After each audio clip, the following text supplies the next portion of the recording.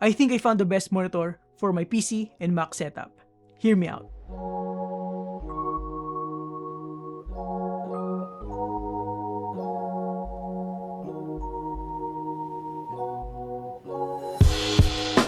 After switching from PC to Mac late last year, I've always had some challenges when it comes to choosing the right monitor for my specific workflow. I usually work during the day, editing videos and general productivity tasks, then at night I play Valorant using my PC. I was previously using a Cooler Master GM34 ultra-wide monitor, and I had to use two USB hubs for both my MacBook and PC, and it is also just VA panel, so the image quality is good but not the best. I then switched to the 42-inch LG C2 monitor, and while the image quality is absolutely amazing with an OLED panel, and switching between Mac and PC is a breeze thanks to the remote, I still have to use another USB hub for my peripherals. I was also limited to 60Hz because of the limitation of my MacBook Pro 14's HDMI port. And granted, I can just use wireless peripherals, but when it comes to competitive gaming, I still want to use wired mode for the least amount of latency. Ultimately, I had to go back to a smaller screen size because of my eye condition. Unfortunately, I developed some floaters. With that said, I think the EVE Spectrum is the perfect monitor for my workflow. It is actually one of my dream monitors ever since it was launched, and after using it for a few weeks now, it is everything I ever dreamed of. The EVE Spectrum features a 27-inch 4K Nano IPS panel with up to 144Hz refresh rate and 1 milliseconds GTG response time. But I think what sets itself apart aside from the amazing panel and minimalistic design is the amount of input and output ports and how seamless it is to use them. Essentially, I can use the same built-in hub for both my PC and Mac devices, which is super convenient.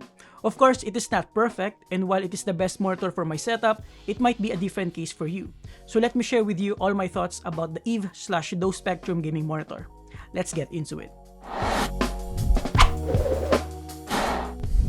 As always, honest disclaimer, this video is not paid, but Gizmo Plus, which is a local distributor here in the Philippines, did provide the EVE Spectrum for me to use on my new desk setup.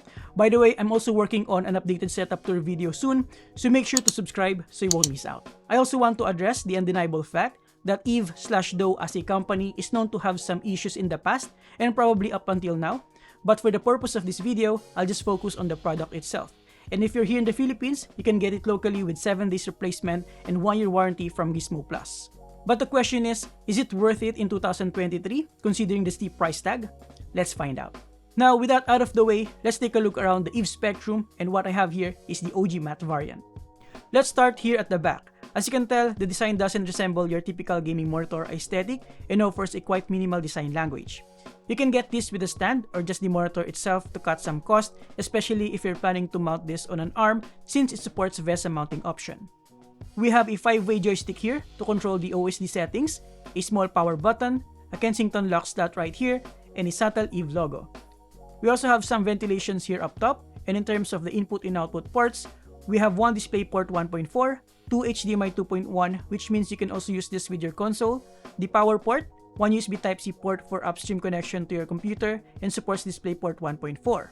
It also supports up to 10 gigabit per second data transfer speed and up to 100 watts power delivery.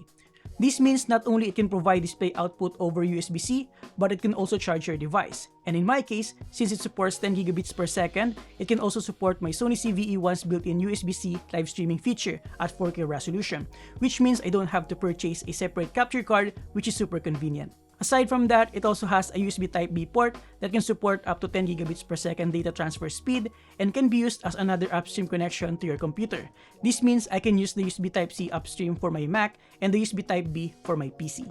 On the side, we also have another USB Type-C port that also supports 10 gigabit per second speed and 15 watts power. And we also have a couple of Type-A ports that, guess what, also supports 10 gigabits per second speed and 10 watts power. Last but not the least, we also have a 3.5mm audio output jack for your headphones. And just to give you a good idea about how I take advantage of all these ports for both my Mac and PC, here's the layout. So I have a CalDigit TS4 Thunderbolt 4 dock for my Mac connected to the USB-C upstream port.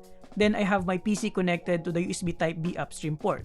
I then connected my Sony CVE1 camera to the second USB-C port.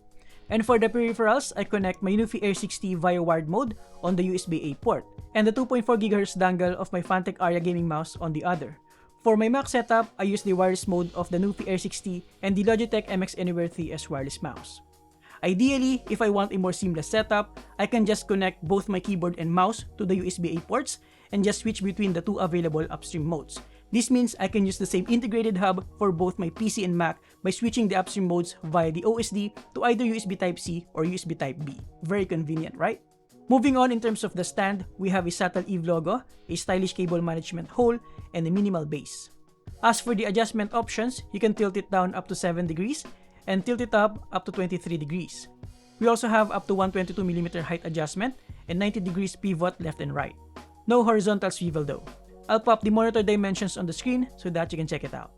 Moving in front, as you can tell, the design is very minimal as well, and the bezels are super thin all around, even at the bottom. One of the cleanest looking gaming monitors I've ever had.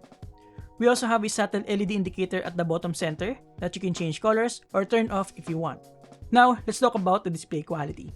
Again, what we have here is a 27-inch 4K Nano IPS panel with up to 144Hz refresh rate and 1 millisecond GTG response time. In terms of color accuracy, it is rated up to 100% sRGB and 98% display P3 with up to 450 nits typical brightness and up to 750 nits peak brightness, making it VESA Display HDR600 certified. It also supports 10-bit color depth, but it is worth noting that this is just 8-bit plus FRC or frame rate control.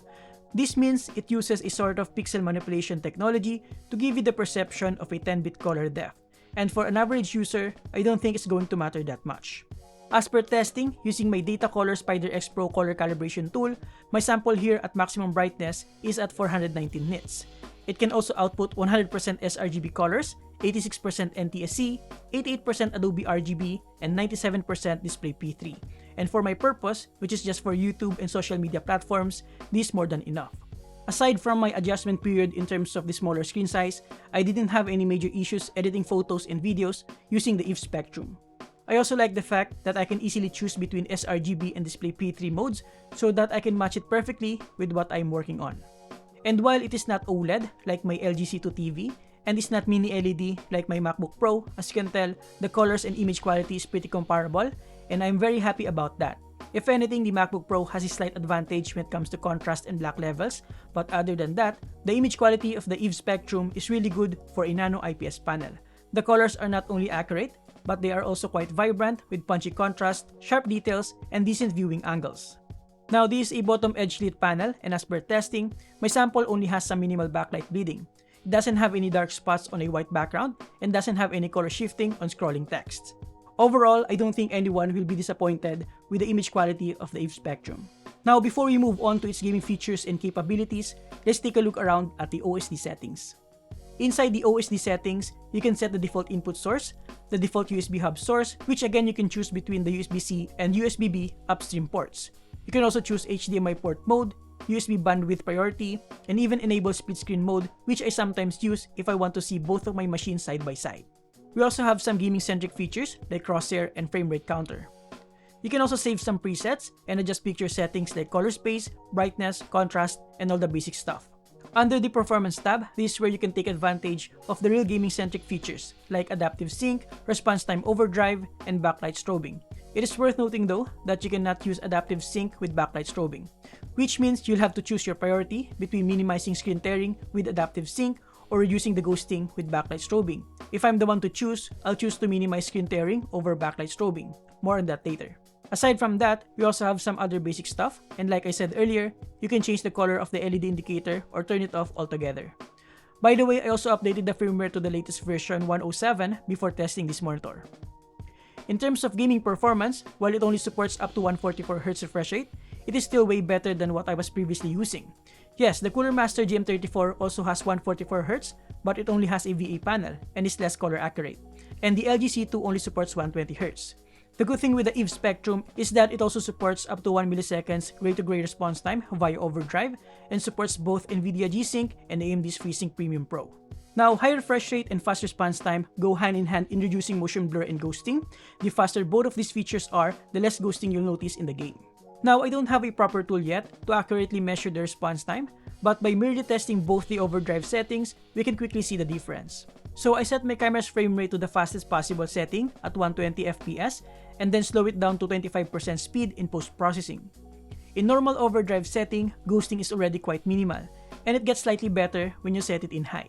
You can also take advantage of the backlight strobing feature, which significantly reduces the ghosting in return for reduced brightness and potentially some eye strain over time with the backlight strobing effect. Although it is worth noting that you won't actually see the strobing effect, only when using a camera. We have 3 modes here, long, medium, and short pulses. In my opinion, medium is the ideal setting here. Again, you will lose adaptive sync feature when using backlight strobing. Overall, my experience gaming with the EVE Spectrum is nothing short of amazing. The combination of just the right size 27-inch panel with a decent 144Hz refresh rate and 1 milliseconds GTG response time partnered with the outstanding image quality of the Nano IPS panel makes up for a very good gaming experience. Gone were the days when I see black bars on my screen and some unpleasant neck pain and eye sores. Now, to leave no information behind, let me share with you the unboxing experience. The packaging of the EVE Spectrum is no doubt one of the best I've had on a gaming monitor.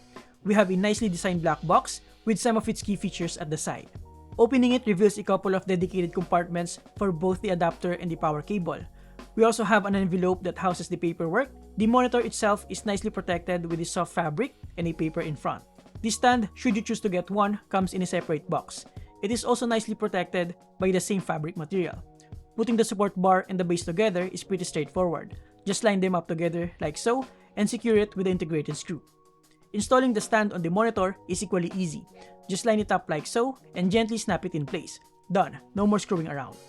Alright, so to conclude, let me just say this first. I know most of the things that I mentioned about the EVE Spectrum are positive, and that is because everything it has to offer perfectly matches my preferences and my particular setup and workflow. And it might not be the same case for you, and that's perfectly fine. Do you even need 4K resolution? I do, because I edit 4K videos. So, you just have to weigh the pros and cons and if all the features align with your needs, especially considering your budget. I also understand that this gaming monitor is not easily accessible to most people and the price tag is quite steep. There's no denying that fact. Well, luckily, at least at this point in time, and for us Filipinos, Gizmo Plus will offer this at 40% off during the September 9 to 13 sale in Lazada, which is probably the only time I can justify buying this gaming monitor. From 50,000 Philippine pesos down to 30,000 already with the stand, that is a pretty good deal, right? And finally, to answer my question earlier, is it still worth it in 2023? I honestly believe it is if you're looking for a decent 4K editing and gaming monitor. And of course, for the right people and the right price tag. Like I said, just wait for any kind of sale or promotion.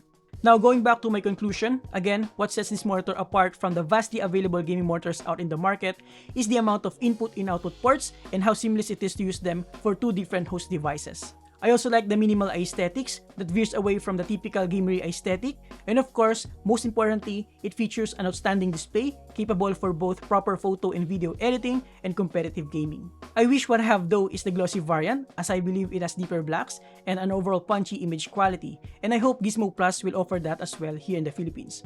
Also, if you're from another country, though Tech is now offering a 1440p OLED variant with up to 240Hz refresh rate, so maybe you can also consider that. And there you have it, guys. Thank you for watching. Again, this video is not paid, and Gizmo Plus didn't even ask me for them to review this video prior to release, and they'll see this at the same time as you'll do. If you're interested in this, I'll put some links below. Now, next up on my monitor review is the new bang for the buck Asus TUF VG27AQ3A that was just recently released. So make sure to subscribe so you won't miss my review. And if you want to watch another monitor review on this channel, click this. Thank you for watching, subscribe if you appreciate this video, and see you next time. Have a great day, guys. You're awesome.